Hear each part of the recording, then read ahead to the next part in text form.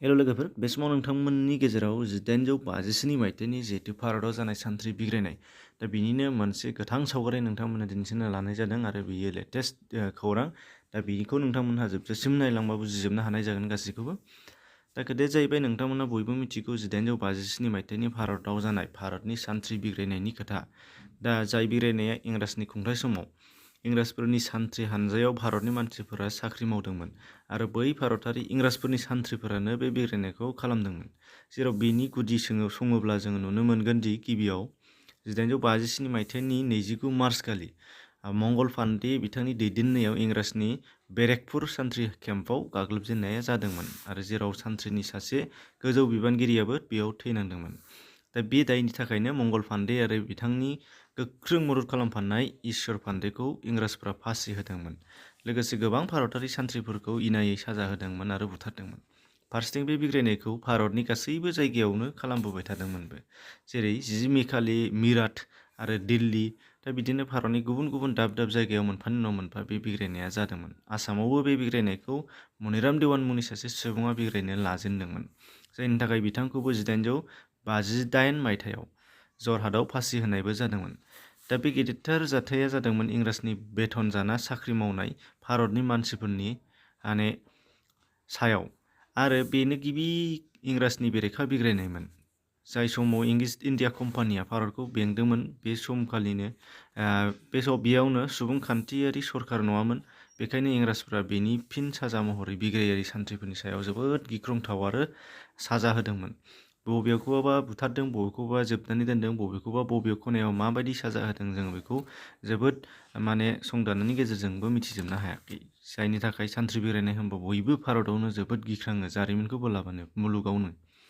दा बबेबा बिनिनो मोनसे बुथारनाय जाथाया दिनै जाय खौरां बिजोङाव गोसारदों, जायखौ नोंथाङा जोबोद गिखांनाय मोननोबो हागौ आरो खोनासंलांबा नोंथाङा बुजिगोन।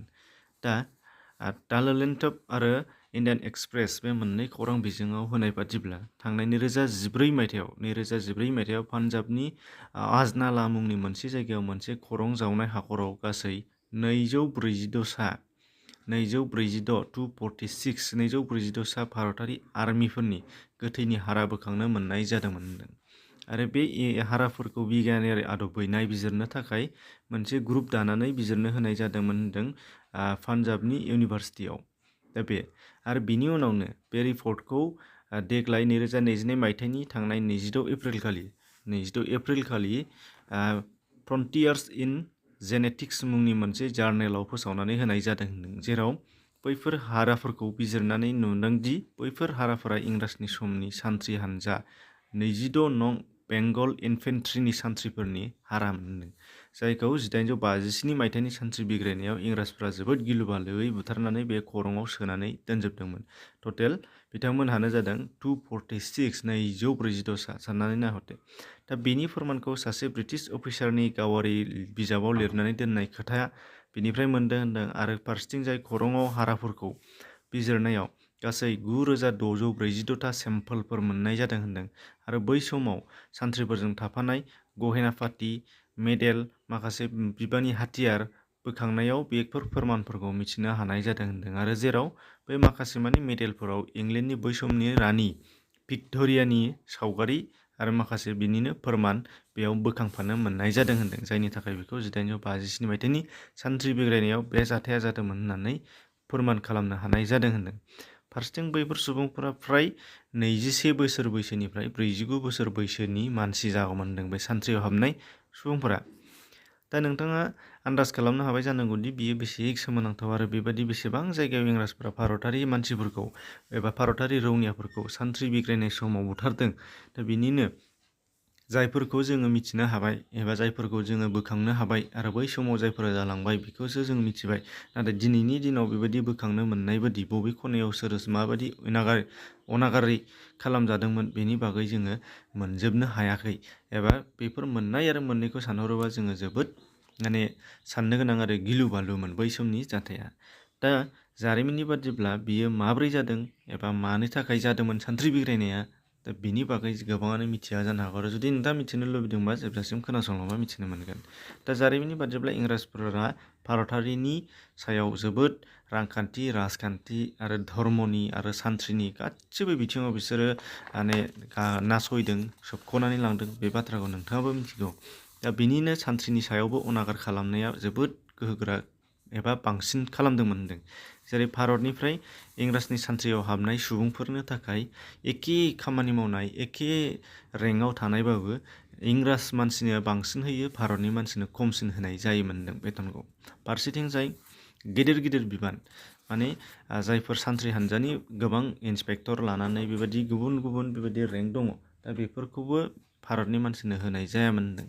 आरो फारसेथिंजाय बिसोरखौ भारताव थानाय हिन्दु आरो मुस्लिम बे मोननै धर्मनि मानसिफ्रा सान्थ्रियाव हाबोमोन। बेनिनो हिन्दु धर्मनि मानसिफ्रा जेराव दैखौ माने गावनि मोदाय गंगा हिसाबै फालियो, दा बे हिसाबै बेयाव दैयाव आथिं होनानै दावबायनो मोना, माने लैथोआव ओंखारनो मोनामोन। दा बेखौ नाथाय सान्थ्रि हिसाबै बिसोर ओंखारनांदोंमोन। बिनि थाखायबो रागा जोंदों होनदों।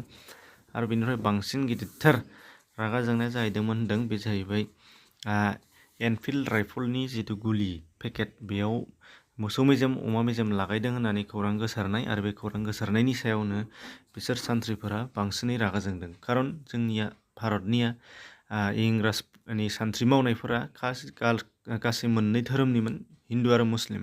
जाउनाव बे मोननै रोखोमनि जुनारा जोबोद सुथुर जानायलाय बे खौरांखौ मोनसिननानै बिसोरो बांसिन फायार जादों आरो रागा जोंदों, आरो जायनि थाखाय बे गाग्लोबनाया जादों। आरो बे गाग्लोबनायानो स्टार्ट जादों बेरेकपुर सान्थ्रि हान्जानिफ्राय, जेखौ नोंथांमोना दहाय सिगाङाव खोनाबाय। दा बे मोनसे जाथाय। दा बिनि थाखायनो बेयाव मोनसे जोबोद गिदिर गोसोम दागो हिसाबै, जारिमिनारि गोसोम दागो हिसाबै जोंनि भारताव थालांदों। थिग दानिया नोंथाङाबो आन्दाज खालामहरनो हाबाय जानो हागौ, बे 1857 मायथाइनि जिहेतु गिलु बालु बिग्रायनाय, दा बे बिग्रायनायनिबो मोनसे फिथाइ थायदों एबा बिग्रायनायाबो मोनसे खामानि होदों। बे जाहैबाय 1757नि पलासि दावहानिफ्राय लानानै 1857 सान्थ्रि बिग्रायनायसिम गोलाव 100 बोसोरफ्रामखौ इस्ट इन्डिया कम्पानियासो इन्डियाखौ सासन खालामदोंमोन, खुंदोंमोन। दा बिनि सोलायै बे बिग्रायनायनि उनाव 1858 मायथाइनिफ्राय 1858 मायथाइनिफ्राय मोनसे आयेन दानानै इस्ट इन्डिया कम्पानि सालायनायखौ बोखारनानै इंलेन्डनि संसद एबा इंलेन्डनि पार्लियामेन्टआ, डेट मिन्स इंलेन्डनि रानि, बै समनि इंलेन्डनि रानिया, इंलेन्डनि सरकारा भारतखौ सालायनाय जादों। आरो बियो टिल 1947 एबा उदांस्रि मोनजासिम, इन्डियानि इन्डिपेन्डेन्ट जाजासिम बियो खुंजानाय जादों।